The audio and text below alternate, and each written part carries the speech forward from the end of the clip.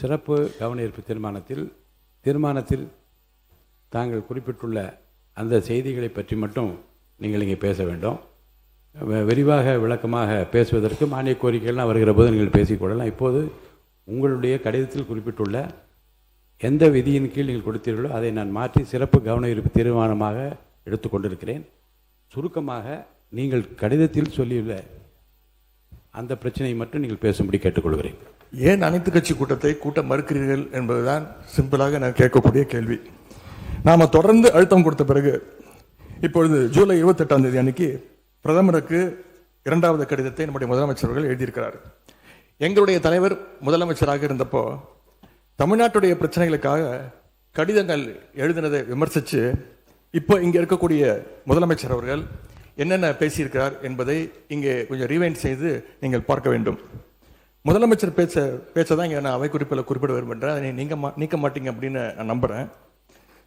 ஸ்டாலின் அவர்கள் அப்பப்போ எந்திரிச்சு கடிதம் எழுதிட்டு தூங்க போயிடுவார், அவ்வளவுதான். அது அப்படியே கிடக்கும். மானே தேனே பொன்மானே இப்படி கடிதம் எழுதுறது எல்லாம் இனிமே வேலைக்கு ஆகாது. நான் திரும்ப ஏற்கனவே சொல்லிட்டேன். அப்புறம் நீங்கள் பேசியதை அவை குறிப்பில் நீக்க வேண்டியது வரும். நீங்கள் கொடுத்திருக்கிற விதியை நான் சிறப்பு கவனஈர்ப்பு தீர்மானமாக எடுத்துக்கொண்டிருக்கிறேன். நீங்கள் கொடுத்து தான் பேச வேண்டும். அதெல்லாம் பேசுவதற்கு உங்களுக்கு மானிய கோரிக்கைகள் வருகிறது. மற்ற சமயத்தில் இப்போது அதை அனுமதிக்க இயலாது.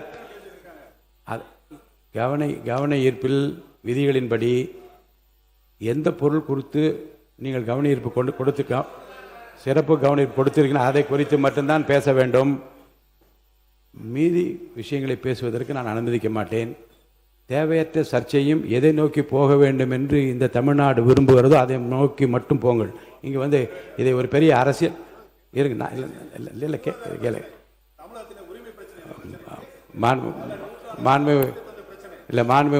முன்னாள் முதலமைச்சருக்கும் தெரியும் இந்த ஜீவாதார பிரச்சனையை எப்படி கையாளுவது என்பதை பற்றி மாநில அரசுக்கும் தெரியும். இங்கே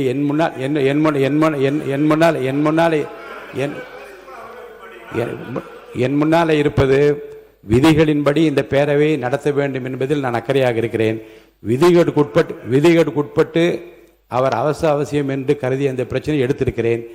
அவர் கொடுத்திருக்கிற இந்த கவன ஈர்ப்பு தீர்மானத்தில் என்ன குறிப்பிட்டிருக்கிறாரோ அந்த கருத்துக்களை சாதாரணமாக மரபு என்ன என்றால் அதை படித்துவிட்டு இந்த பிரச்சனையை உங்கள் கவனத்திற்கு கொண்டு வந்து கவனத்தை ஈர்க்கிறேன் என்று சொல்ல அமர்வதுதான் சரி. ஆனால் இதில் நான் பிரச்சனையின் தீவிரம் கருதி நான் அவரை பேச அனுமதித்திருக்கிறேன். மேற்கொண்டு பிரச்சனையை அரசியல் நோக்கத்தில் கொண்டு செல்லாமல் இதில் நீங்கள் குறிப்பிட்டுள்ள இந்த பிரச்சனையை பற்றி மட்டும் படித்துவிட்டு அமருமாறு கேட்டுக்கொள்கிறேன். இல்லை நீங்கள் இருங்க. மாண்பு உறுப்பினர் ஏற்கனவே முன்னாள் முதலமைச்சர் அதை சொல்லிட்டாங்க. நீங்கள் உட்காருங்க. மாண்பு பேரவைத் தலைவர்கள், இந்த பிரச்சனை தீவிரமான பிரச்சனை என்று நீங்களே சொல்கிறீர்கள். நான் கேட்பதெல்லாம் ஒன்று தான். நாங்கள் தொடர்ந்து அனைத்து கட்சி கூட்டத்தை கூட்ட வேண்டும் என்று கேட்டுக்கொள்கின்றேன். காவிரியில் இந்த பிரச்சனையை தீர்ப்பதற்காக கர்நாடக அரசு தொடர்ந்து அனைத்து கட்சி கூட்டத்தை கூட்டிகிட்டு இருக்கிறாங்க. அங்கே இருக்கிறவங்க எல்லாருடைய கருத்துக்களையும் கேட்குறாங்க. ஏன் தமிழக அரசு அனைத்து கட்சி கூட்டத்தை கூட்டுவதை தவிர்க்கின்றது என்பதுதான் எங்களுடைய கேள்வி. அதாவது பேரவைத் தலைவர் வாயிலாக இன்னும் இங்கே தெரிவிக்க விரும்புகின்றேன். இந்த அரசு ஒரு புது டெக்னிக்கை ரெகுலராக ஃபாலோ பண்ணிட்டு வராங்க.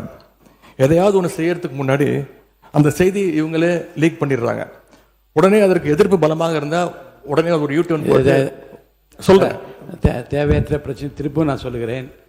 இந்த பிரச்சனையை ஒட்டி மற்றும் பேசுங்கள். எந்த ஸ்ட்ராட்டஜி இதெல்லாம் என் முன்னால் இருக்கிற பிரச்சனை தேவையில்லை. வாங்க. இந்த பிரச்சனையை ஒட்டி தான் தலைவர் பேசிகிட்டு இருக்கிறேன். முதலமைச்சர் அவர்கள் கர்நாடகா போகிறார் அப்படின்னு வேளாண் துறை அமைச்சர் ஒரு பேட்டி கொடுக்குறார். அப்புறம் அவரே அதை மறுத்து பேசுகிறார். அப்புறம் இன்னும் 2 அமைச்சர்கள் அதிகாரபூர்வமாக எந்த முடிவையும் நாங்கள் எடுக்கவில்லை என்று கூறுகிறார்கள். 13 பேர் கொண்ட ஒரு குழு போகுதுன்னு திரும்பி செய்திகளில் பார்த்தோம். கடைசியில் என்ன ஆச்சுன்னா கர்நாடக முதலமைச்சர் சொல்லிட்டார், இந்த தமிழ்நாடு முதலமைச்சர் இங்கே வர வேண்டாம், நாங்கள் தண்ணியெல்லாம் கொடுப்பதற்கு தயாராக இல்லை என்று கர்நாடக முதலமைச்சர் அவர்கள் தெரிவிக்கிறார். அவர் சொன்னது உண்மையா இல்லையா என்றால் முன்னவர் மாண்பு பேரவைத் தலைவர் அவர்களே, மாண்பு எதிர்க்கட்சி தலைவர்கள் தாங்கள் குறிப்பிட்டதை மறந்து ஒவ்வொன்றாக அவர்கள் பேசிக் கொண்டிருப்பது என்பது மரபின் அடிப்படையில் சரியாக இல்லை. என்று சொன்னால் இல்லை, முக்கியமான பிரச்சனை என்ற முறையிலே தான் அவர்களுக்கு இவ்வளவு நேரம் பேச அனுமதித்தார்கள். மீண்டும் அதையே திருப்பி திருப்பி நம்முடைய எதிர்க்கட்சி தலைவர்கள் ஒரு அரசியல் ரீதியாக பேசி வருவது சரியாக இருக்காது. ரைட்.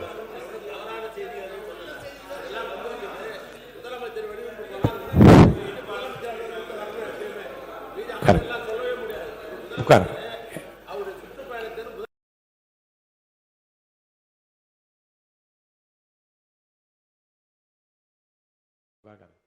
மாண்பு எதிர்க்கட்சி தலைவர்களுக்கு மீண்டும் சொல்கிறேன், சுருக்கமாக அரசின் கவனத்தை ஈர்த்து அமர்வதுதான் மரபும் விதியும்.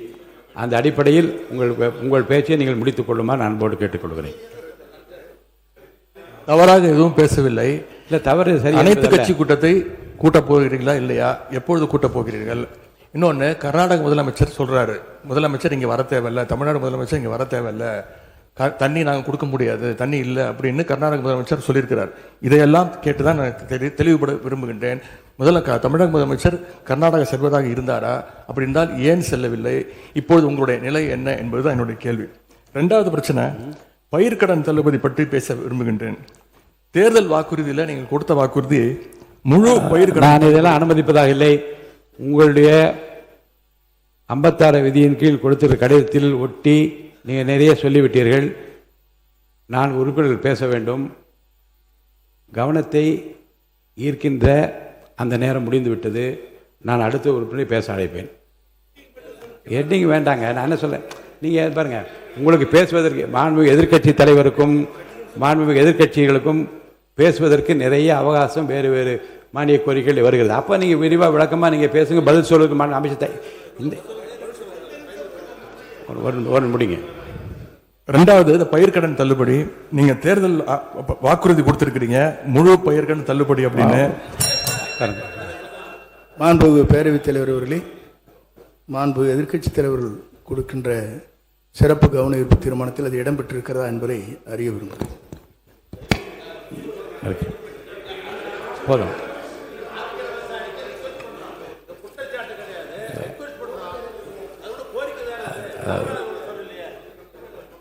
பாருங்க, கவனத்தை ஈர்க்கின்ற அந்த பிரச்சனை மாறி இது வேறு வேறு திசைகளிலே செல்லுமானால் எந்த பிரச்சனைக்காக இதை அனுமதித்தேனோ அந்த பிரச்சனை நிறைவேறாது.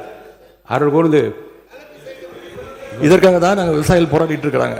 நீங்கள் பயிர்க்கடன் தள்ளுபடி முழுமையாக கொடுப்போம்னு சொன்னீங்க, கொடுக்கல. இதையும் சேர்த்து தான் அங்கே விவசாயிகள் இங்கே போராட்டத்தில் ஈடுபட்டு இருக்கிறாங்க. எவ்வளவு டைம் தேவைப்படும் அப்படின்னு சொல்ல வேண்டும்.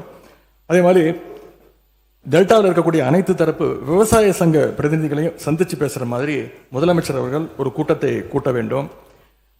மூன்றாவதாக, குறுவையில் நஷ்டத்தை சந்திச்சிருக்கக்கூடிய விவசாயிகளுக்கு இந்த அரசு உரிய இழப்பீடு வழங்கணும்னு கேட்டுக்கொள்கின்றேன். எங்களுடைய ஆட்சியில் 6.5 லட்சம் ஹெக்டேர் அளவுக்கு குறுவை சாகுபடி நடந்துச்சு. ஆனால் இன்றைக்கு இந்த வருஷம் இந்த ஆட்சியில் வெறும் 1.5 லட்சம் ஹெக்டேர் அளவுக்கு தான் குறுவை சாகுபடி நடந்திருக்கு. நீங்கள் ஸ்பெஷல் பேக்கேஜ்னு சொல்லி 134 கோடி அறிவிச்சிருக்கிறீங்க. அதை எத்தனை பேருக்கு கொடுத்துருக்கிறீங்க என்பதை இந்த அவையில் தெரிவிக்க வேண்டும்.